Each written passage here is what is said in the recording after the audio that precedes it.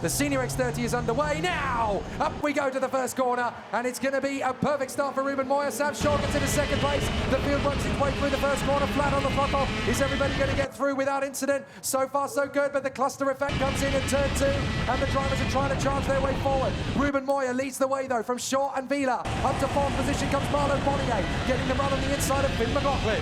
Good start then from the entirety of the field. One car going slightly wide in the mid-pack there, gets it back onto the tarmac. So still they continue, and we are being told that the reason for Harry Platten getting the black flag is because there was a mechanic still working on the kart when they should have been getting around the circuit for the formation lap, or certainly within the final minute or so of preparation. So it's not Harry Platten's fault, unfortunately, but it's still the same result. A black flag is what he gets.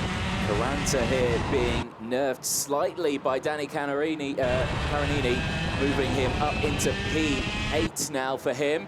He's still battling as he dives back down the inside through turn 8. Says thank you very much, I'll take that one. As the field still side by side, 3 rows of side by side, all 6 of them. Holding on for the Pantano Racing Team. So much potential last year. Now it's a reality. And here comes Eduardo Vila, still trying to work with Sam Shaw, but he's going to go for the move on the inside line. And now Vila, I do believe, is in second. Yes, he is. He's got through past Sam Shaw. Yeah, Vila set the fastest lap on that last lap as well, so is working with Shaw now that he's in front to maybe catch up to the back of Moya. We know that Vila can catch up to the back of Moya because he did it in the superheat earlier on. Again, further back in the order, the 273 there, that is Mastines. He's got Aluja just in front. Voss, Garcia's in there. Harry Platten, who's still out on circuit, has not actually come into the pit lane just yet. Big shame for Platten. Jules Caranta now the fastest man out on circuit. 1:03 is the time. He's dipped into those now, as several others have. But he is the fastest out of them. He's still currently down in P10. He's got Goldstein just in front as well. There is Caranta, and there is Eli Goldstein, who won the superheat earlier on, and we were expecting good things from Goldstein in this one. So far, it's looking okay. P9 is still close enough and still able to close those gaps. So another fastest lap from Jules Caranta, a 1:03.3 this time as he comes through. As we watch Marlon Bollier get up the inside of Kalai Atkins. That puts him up into P6. Carinini is still there in 8th position in front of Goldstein and Caranta, then Gonzalez, and then we have the 3 MDC Birolats battling away with each other, Aluya, Chaos, and Garcia. Then Kalai Atkins is trying to respond to Marlon Bollier. Come on, you're spending far too long racing me. Bollier wants to nab it out of the way, and then Bollier straight into the path of everybody else. There's at least 2 or 3 drivers that had to take avoiding action. Well, here's a replay. Oh, now that is how Bollier got completely shafted initially by Kalai Atkins. So that'll be why Bollier was angry with Atkins. So that's how that move started. Now that's a very revealing bit of information there, actually. So Bollier wanted to take revenge essentially on Atkins because Atkins, from his point of view, started it. I think revenge is a strong word, but, you know, as Atkins gets the warning flag as well. It's coming down. It is coming down, but it's not coming down as fast as I think Vila would like. He is running out of time. We're on lap 10 of 16.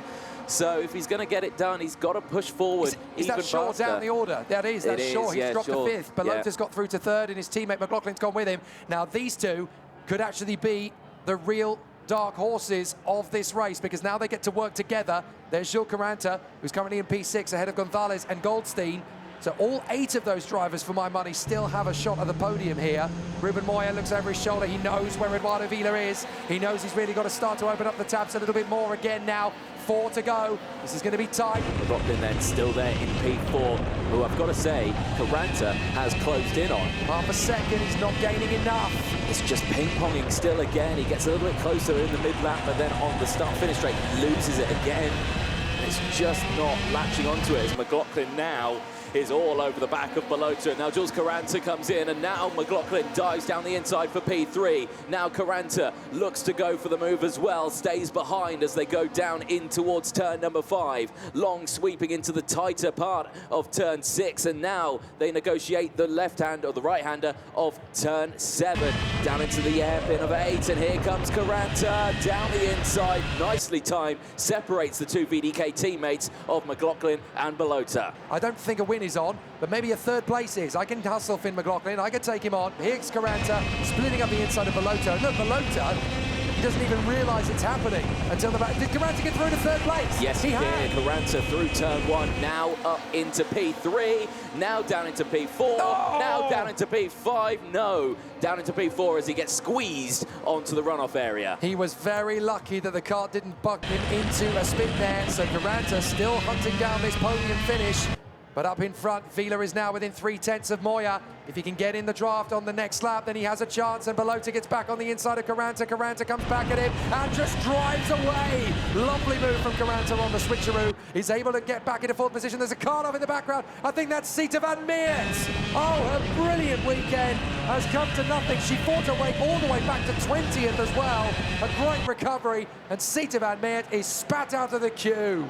That is an absolute disaster. Like I say, a brilliant weekend, but it's all gone wrong once again at the final. McLaughlin goes defensive, and the gap for the race lead is down to 0.3 of a second as well as we go on to the final lap. Who's going to take third in this one? Caranta fights for it fiercely, but has to go to the outside liners down the inside. Who was that? Is that Balota? I think it is. Yeah, Balota in the 206, now back into that position of behind. No, he's not been able to do it. Shaw Gonzalez and Goldstein have joined this war as well. This is going to be a 5-kart battle all the way for the podium. And as these